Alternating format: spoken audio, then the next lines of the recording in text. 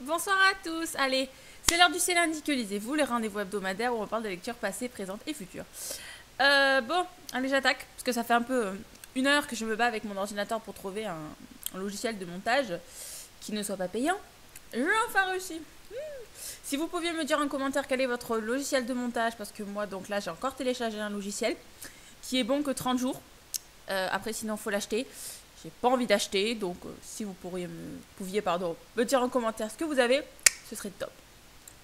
Et je suis désolée pour la luminosité, je suis dans mon salon pour que ce soit plus facile.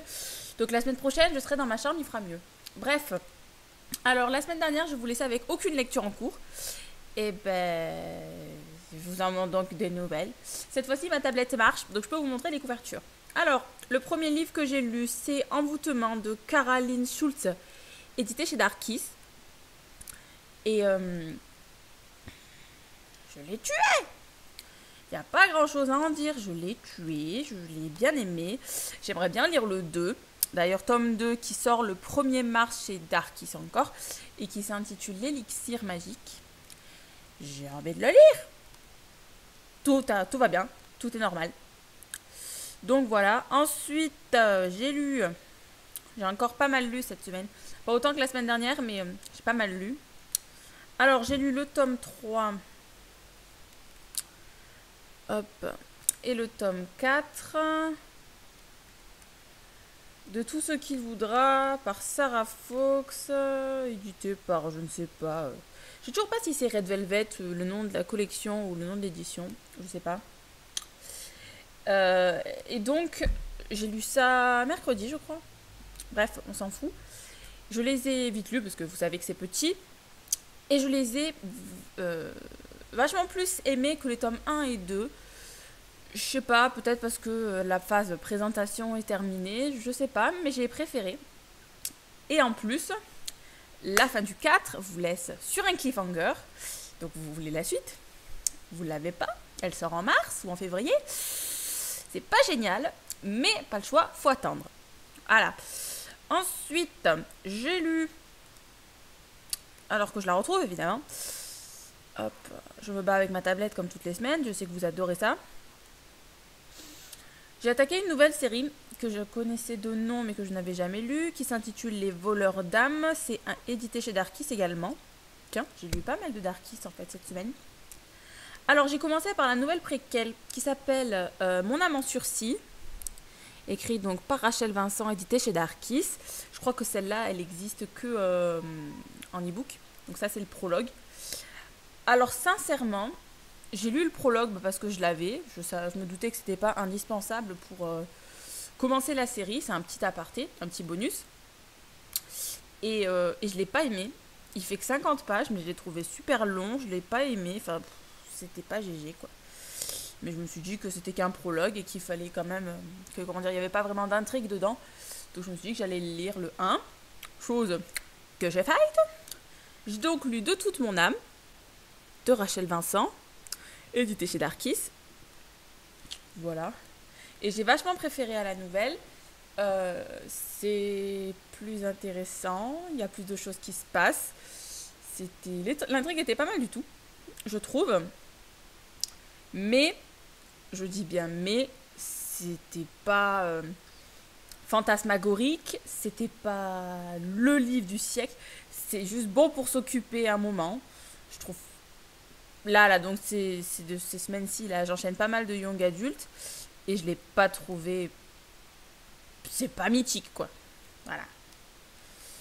Voilà, et donc ma lecture en cours, je suis donc sur le tome 2 qui s'intitule La voleuse d'âme. Alors il s'ouvre. Alors je suis à un peu plus de la moitié. Je suis à 130 pages sur 206. Alors je vous mets la couverture, quoique je l'ai que partiellement je crois. Oui, ne me demandez pas pourquoi je ne l'ai que partiellement. La couverture, bon en gros il y a une fille, il y a la tête de la fille là. Elle est censée continuer et il s'appelle La voleuse d'âme. Et à la base je m'étais dit, bon à la fin du 1 je lis pas la suite. Et ben raté, j'ai attaqué le tome 2. J'ai trouvé ça pas mal, je trouve ça pas mal. Je pense pas que je vais lire le 3. Parce que, comme je vous dis, c'est pas... les intrigues sont sympathiques.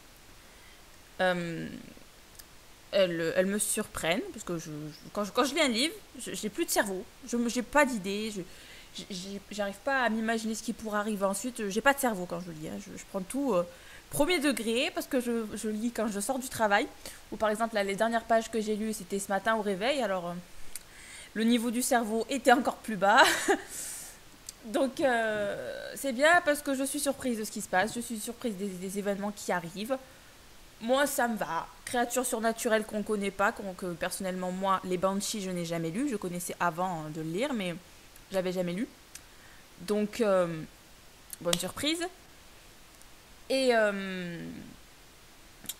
donc voilà, c'est bien parce qu'il y a juste. C'est pour ça, je pense que je trouve que c'est quand même pas mal, même si c'est pas fantastique, que c'est justement parce qu'il s'agit d'une créature surnaturelle que je ne connais pas. Je pense que si c'était du vampire, je trouverais ça moyen, parce que ça reste en surface, mais c'est jeunesse. Il y a des trucs qui sont pas assez approfondis.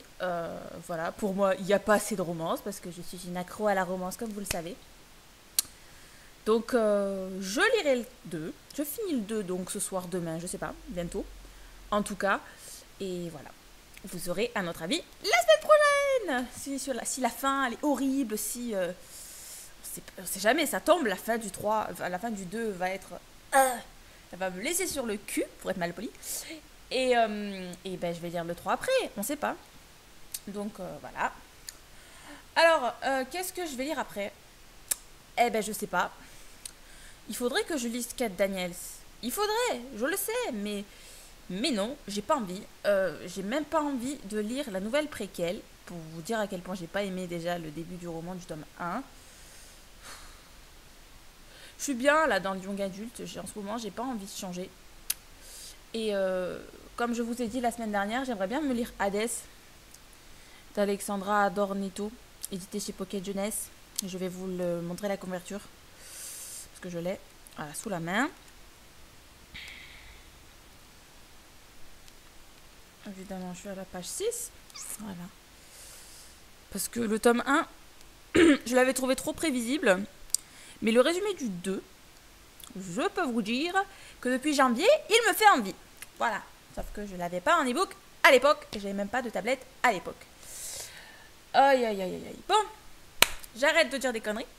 Alors, en bas, je vous remets le lien de mon challenge parce que ça commence le 1er janvier. Mais vous pouvez toujours vous inscrire au cas où si ça vous intéresse. Si vous avez envie d'un peu vider votre palle dans le thème science-fiction, fantastique, c'est le moment. Et je vais regarder vos vidéos.